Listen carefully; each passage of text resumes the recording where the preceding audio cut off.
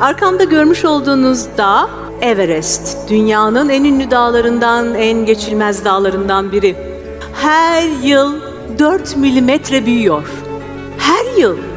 Peki siz her yıl 4 milimetrelik bir şey yapabilir misiniz kendinize? Mesela kendinizi %1 geliştirebilir misiniz?